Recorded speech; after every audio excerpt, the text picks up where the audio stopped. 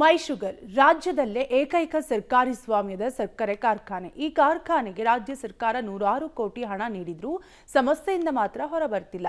ಮೊನ್ನೆ ಅಷ್ಟೇ ರೈತರು ಕಾರ್ಖಾನೆ ಆಡಳಿತ ಮಂಡಳಿ ವಿರುದ್ಧ ಆಕ್ರೋಶ ವ್ಯಕ್ತಪಡಿಸಿದ್ರು.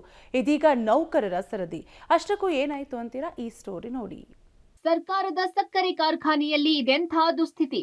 ವೇತನಕ್ಕಾಗಿ ಹೋರಾಟಕ್ಕಿಳಿದ ಮೈ ಶುಗರ್ ನೌಕರರು. ಲಾಭದಲ್ಲಿದ್ದರೂ ಸಂಬಳ ಕೊಡ್ತಿಲ್ವಾ ಆಡಳಿತ ಮಂಡಳಿ? ಮೈ ಶುಗರ್ ಕಾರ್ಖಾನೆ ಸಕ್ಕರೆ ನಾಡು, ಮಂಡ್ಯ ಜನರಿಗೆ ಪ್ರತಿಷ್ಠೆಯ ಸಂಕೇತ.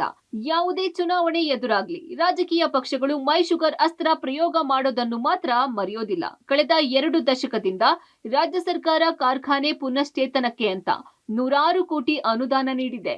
ಆದ್ರೆ ಇಂದಿಗೂ ರೋಗಗ್ರಸ್ತ ಹಣೆಪಟ್ಟಿಯಿಂದ ಹೊರಬಂದಿಲ್ಲ.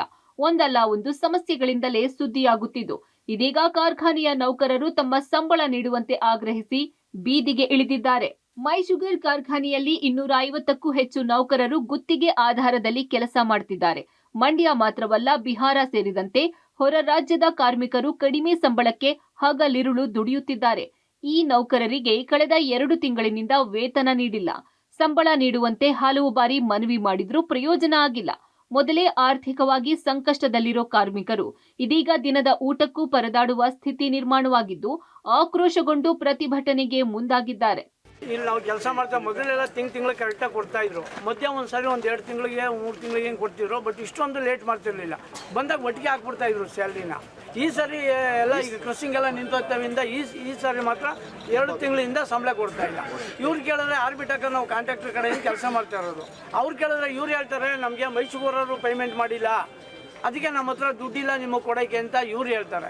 ಇವ್ರಿಬ್ಬರು ಮತ್ತಂದ್ರೆ ನಾವು ಕಾರ್ಮಿಕರು ದುಡ್ಡು ಇಲ್ಲದೇ ಎಲ್ಲ ಪಾಪ ಹೊರಗಡೆಯಿಂದ ಬಂದಿರೋರು ನಮ್ಮ ಲೋಕಲ್ ಜನ ಎಲ್ಲ ಸೇರ್ಕೊಂಡು ಅವ್ರಿಗೇನು ಪೆಟ್ರೋಲ್ಗೂ ದುಡ್ಡು ಇಲ್ವೇನೋ ಅಷ್ಟು ಇಕ್ಕಟ್ಟಲ್ಲಿ ಹುಡುಗರು ಕೆಲಸ ಮಾಡ್ತಾರೆ. ಇನ್ನು ಮೈ ಶುಗರ್ ವ್ಯಾಪ್ತಿಯ ಕಬ್ಬು ಸಂಪೂರ್ಣ ಖಾಲಿಯಾಗುವ ಮೊದಲೇ ಕಬ್ಬು ಅರಿಯುವ ಕಾರ್ಯ ನಿಲ್ಲಿಸಿದ್ದರಿಂದ ಇತ್ತೀಚೆಗೆ ರೈತರು ಆಕ್ರೋಶ ವ್ಯಕ್ತಪಡಿಸಿದ್ರು.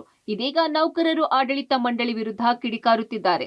ಗುತ್ತಿಗೆ ಪಡೆದಿರುವ ಆರ್ಬಿಟೆಕ್ ಏಜೆನ್ಸಿ ಅಧಿಕಾರಿಗಳನ್ನ ಕೇಳಿದ್ರೆ ಕಾರ್ಖಾನೆಯಿಂದ ಹಣ ಬಿಡುಗಡೆಯಾಗಿಲ್ಲ ಅಂತ ಸಬೂಬು ಹೇಳ್ತಿದ್ರೆ, ಮತ್ತೊಂದೆಡೆ ಮೈ ಶುಗರ್ ಅಧ್ಯಕ್ಷ ಸಿಡಿ ಗಂಗಾಧರ್ ಸೂಚನೆ ಕೊಟ್ಟರು. ಕೆಲವು ಅಧಿಕಾರಿಗಳು ಸಂಬಳದ ಹಣ ಪಾವತಿಸಿಲ್ಲ ಎಂದು ಆಕ್ರೋಶ ವ್ಯಕ್ತಪಡಿಸಿದ್ರು. ಇವತ್ತೊಂದು ದಿನ ಇಲ್ಲಿ ಏನಕ್ಕೆ ಕೂತಿರೋ ಉದ್ದೇಶ ಏನಂತ ಅಂದ್ರೆ, ನಮಗೆ ಅಕ್ಟೋಬರ್ ಮತ್ತೆ ನವೆಂಬರ್ದು ಪೇಮೆಂಟ್ ಮತ್ತೆ ಓಟಿ ಸಿಕ್ಕಿಲ್ಲ. ನಾವು ನಮ್ಮ MD ಆರ್ಬಿಟೆಕ್ MD ಕೇಳಿದ್ರು. ಅವ್ರು ಹೇಳ್ತಾ ಇದಾರೆ ಮೈ ಶುಗರ್ ಅವರು ಪೇಮೆಂಟ್ ಕೊಟ್ಟಿಲ್ಲ ಅಂತ ಅಂದ್ಬಿಟ್ಟು. ಮೈ ಶುಗರ್ ಚೇರ್ಮನ್ ಮತ್ತೆ MD ಅವರು ಪೇಮೆಂಟ್ ರಿಲೀಸ್ ಮಾಡಿ ಅಂತ ಅಂದ್ಬಿಟ್ಟು ಅಕೌಂಟ್ ಸೆಕ್ಷನ್ಗೆ ಹೇಳಿದ್ದಾರೆ. ಅಕೌಂಟ್ ಸೆಕ್ಷನ್ ಅವರು ಪೇಮೆಂಟ್ ರಿಲೀಸ್ ಮಾಡ್ತಾ ಇಲ್ಲ. ಅದು ಯಾವ ಉದ್ದೇಶದಿಂದ ರಿಲೀಸ್ ಮಾಡ್ತಾ ಇಲ್ಲ ಅಂತ ಗೊತ್ತಿಲ್ಲ ಅವರು. ಸರ್, ಇದು 250 ಜನ ಇದ್ದಾರೆ ಇಲ್ಲಿ. 250 ಜನಕ್ಕೂ 2 ತಿಂಗಳದ್ದು ಪೇಮೆಂಟ್ ಮತ್ತೆ ಓಟಿ ಸಿಕ್ಕಿಲ್ಲ. ಮಾನ್ಯ ಶಾಸಕರು ಈಗ ಒಂದು 10 ದಿನದಿಂದ ಸದನದಲ್ಲಿ 2.5 ಕೋಟಿ ಪ್ರಾಫಿಟ್ ಅಲ್ಲಿ ಇದೆ ಅಂತ ಹೇಳಿದ್ರು. ಈ ಪ್ರಾಫಿಟ್ ಅಲ್ಲಿ ಏನ್ ಮಾಡ್ತಾ ಇದಾರೆ? ಇಲ್ಲಿ ಎಂಪ್ಲಾಯಿಗಳಿಗೇನೆ ಇನ್ನೂ ಸಂಬಳ ಕೊಟ್ಟಿಲ್ಲ ಅಂತ ಅಂದ್ರೆ ಏನಕ್ಕೆ ಇದು ಈ ಪ್ರಾಫಿಟ್ ತಗೊಂಡು ಏನ್ ಮಾಡ್ತಾ ಇದಾರೆ?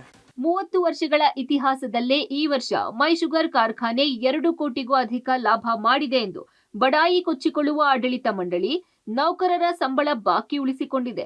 ಇನ್ನಾದ್ರೂ ಸಂಬಂಧಪಟ್ಟ ಅಧಿಕಾರಿಗಳು ಬಡ ಕಾರ್ಮಿಕರ ಸಂಬಳದ ಹಣ ಪಾವತಿ ಮಾಡ್ತಾರಾ? ಕಾದು ನೋಡಬೇಕಿದೆ. Rohit Devarahalli, public TV, Mandya.